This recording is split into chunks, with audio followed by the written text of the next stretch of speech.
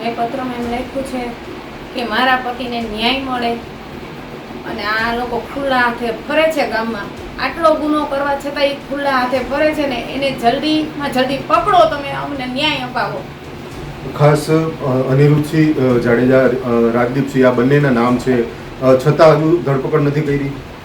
ના, એ લોકો હજી ગામમાં ખુલ્લા ફરે પણ એ લોકોની ધરપકડ નથી કરી. એટલે જ હું એને કહેવા માંગુ છું કે તમે એને જલ્દી પકડો. અમારા ગામમાં અમારા પરિવારને ભયમાં રહેવાનું, અમને પોલીસ પ્રોટેક્શન તો આપવું પડે કે નહીં?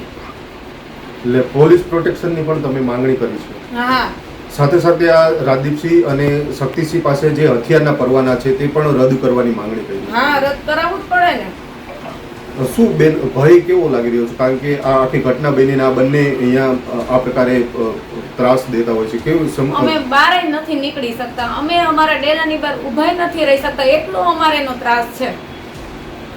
તો હવે તમે મુખ્યમંત્રીને પત્ર લખીને પ્રોટેક્શન માંગ્યું છે અને ટૂંકમાં આરોપીની તાત્કાલિક ધરપકડ થાય. હા, હું ચાહું એને જલ્દી એની ધરપકડ થાય અને બીજા બિચારા નિર્દોષ ફસાય નહીં.